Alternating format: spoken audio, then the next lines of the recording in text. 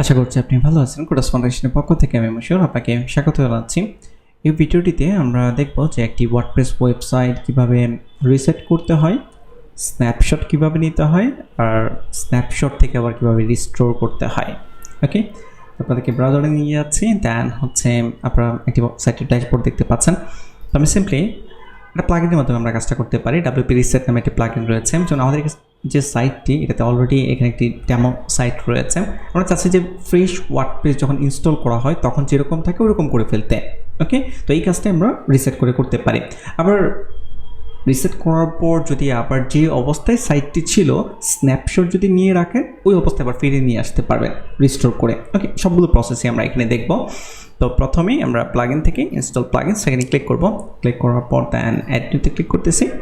দেন search plugin WP reset. দেন search দেখতে পাচ্ছেন এখানে রিভিউ খুবই ভালো, ইনস্টল নাও ক্লিক করেন। এখানে ক্লিক করার পর দেন অ্যাক্টিভিটি ক্লিক করার পর then open WP reset tools, এখানে ক্লিক করতে পারেন, অথবা আপনারা টুলস থেকে WP রিসেট যে কোনো এক জায়গায় ক্লিক করলেই হবে। ক্লিক করার পর দেন স্ক্রল ডাউন করতেছি। ওকে, স্ক্রল ডাউন করার পর দেন এখানে আপনারা দেখতে পাচ্ছেন সাইট রিসেট। তো এখানে রিসেট লিখে রিসেট সাইট, বাট আমি আপাতত রিসেটে যাচ্ছি না। এই জায়গায় প্রথমে স্ন্যাপশট নিচ্ছে। স্ন্যাপশট তৈরি করার জন্য এখানেও যেতে পারেন। ওকে, এই যে স্ন্যাপশট, দেন ক্রিয়েট স্ন্যাপশট। তো আমরা রিসেটে পরে যাচ্ছি। ওকে, আপাতত একটা স্ন্যাপশট নিয়ে নিচ্ছে। ক্রিয়েট স্ন্যাপশটে ক্লিক করেন। দেন স্ন্যাপশটের একটা নাম দিতে হবে। ফর এক্সাম্পল স্মল T01, আমি এটা নাম দিলাম। দেন ক্রিয়েট স্ন্যাপশট। স্ন্যাপশট ক্রিয়েট হচ্ছে, দেখতেই পাচ্ছেন অলরেডি ক্রিয়েট হয়ে গিয়েছে। ওকে, দেন এই যে দেখতে পাচ্ছেন 3 সেকেন্ডে একও আমরা ক্রিয়েট করেছি। দেন রিসেটে ক্লিক করতেছি। এখন আমরা রিসেট করতে যাচ্ছি। তো রিসেট সিম্পলি আপনাকে লিখতে হবে রিসেট, দেন রিসেট সাইট, এখানে ক্লিক করতে হবে। দেন রিসেট ওয়ার্ডপ্রেস। ওকে, দেখতে পাচ্ছেন রিসেট হচ্ছে। প্র্যাকটিস করার পারপাসে আপনাদের এই রিসেট প্লাগইন ব্যবহার করার প্রয়োজন পড়তে পারে। তো এখন যদি আমরা এখানে রিলোড দিই, দেখবেন যে ফ্রেশ ওয়ার্ডপ্রেস ইনস্টল করলে যেরকম হয় এরকম চলে আসছে। অনেক সময় আপনাদের বিভিন্ন থিমে ডেমো ইম্পোর্ট করার প্রয়োজন হতে পারে। তো ডেমো ইম্পোর্ট করার পূর্বে রিকমেন্ড যেটা করা হয় যে আপনি রিসেট করে দেন ডেমো ইম্পোর্ট করেন, তাহলে কোনো প্রবলেম হয় না।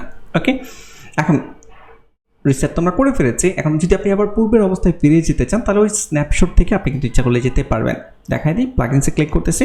ক্লিক করার পর then open WP reset tools, এখানে ক্লিক করেন। ক্লিক করার পর স্ন্যাপশটে আসার পর এখানে দেখতে পাচ্ছেন দেন অ্যাকশন ডান দিকে, এখানে ক্লিক করবেন। ক্লিক করার পর রিস্টোর স্ন্যাপশট, এখানে ক্লিক করতে হবে। তো আমি সিম্পলি রিস্টোর স্ন্যাপশট ক্লিক করতেছি, আবার ক্লিক করতেছি। দেন ওকে,